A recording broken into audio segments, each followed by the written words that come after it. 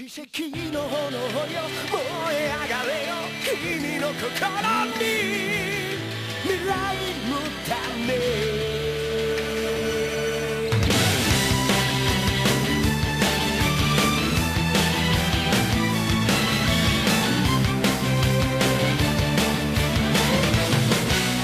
Here is Dragon Ball Z Burst Limit, sir. And I got to tell you, I like video games a lot, and I get pretty excited about a lot of stuff. I thought the last Dragon Ball Z game looked amazing, and then you guys brought this one in here, and we got to just cut to this. You got to see the people at home. This game, I mean, the blur effect, the focus stuff, everything that's going on here. Cartoons in HD are just awesome. So, Donnie, why don't you tell me a little bit about, first of all, let's start off with how great this game looks and the graphics and what you guys are doing to make it happen. Well, sure. I mean, as you can see, we've got really high definition, cel-shaded graphics going on here. Definitely what I would say is the best recreation of any DBZ anime or movie that I've seen so far. I think it looks better than all the animes. Well, you know, actually the anime is a little bit dated, I guess. So, yeah, you could definitely say that it looks better than the actual cartoon. So, I mean, that's what's going on there. We've just got beautiful looking characters, and we let them go at it. Now, okay, Dragon Ball Z for the folks. I mean, pretty much I think everybody on the planet knows what Dragon Ball Z is at this point. Let's talk about the fighting system we're seeing here. Of course, seeing a lot of, jumping up in the air, a lot of floating up there, a lot of blasting. I've been playing Dragon Ball Z games for as long as I can remember. What do you guys got going on in this one? Okay, well, this one is this is Burst Limit. It's developed by Dimps, who actually did the first Budokai 1, 2, and 3. Oh, wow. And then we moved to the Tenkaichi style of gaming, which I believe you're speaking about, which was from a developer called Spike. The Dimps game is actually what I would call more of a pure fighter. So we definitely were interested in getting a real nice balance and just a really melee, fracas-oriented kind of deal going on. And we definitely do.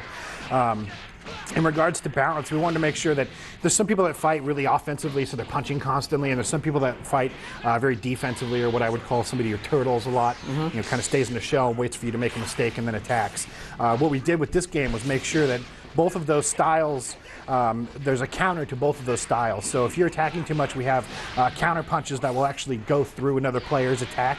So if you attack later, you actually get, yeah, you can see a Kamehameha there. We got plenty of those. Wow.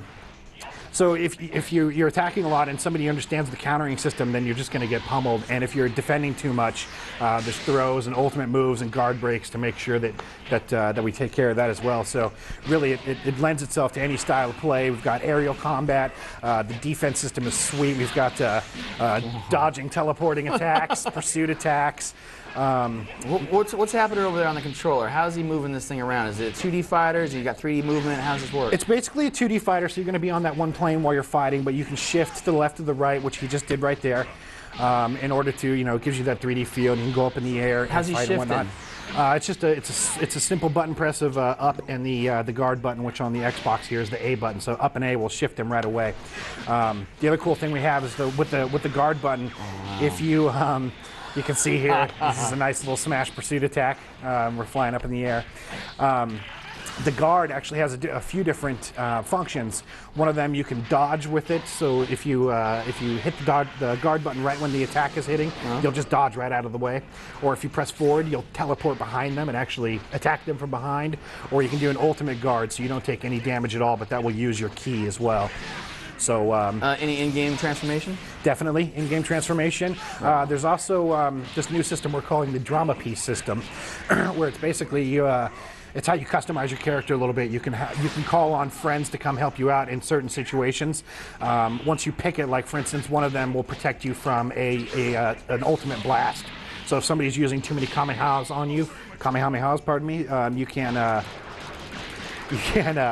have those blocked by a friend that comes on in. You get 3 of those a match, so it's pretty sweet for sure. Oh man, I gotta tell you, it's hard to talk and watch it. It really is. Any story mode?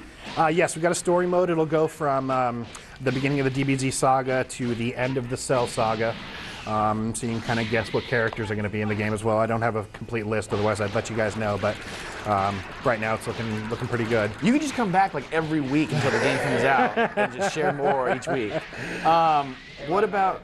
Yeah, Brian, what's up? Sure. So I think I've got a question that every Dragon Ball Z fan wants to know. You sort of touched on it, but what can you tell us about the roster so far? Who's in it? Well, like I said, we haven't finalized yet, so I don't want to give away too many surprises. But as you can see here, we've got Goku and Piccolo. Krillin is also selectable. Gohan, Trunks. There's plenty. I mean, all your favorite DBZ fighters and all your favorite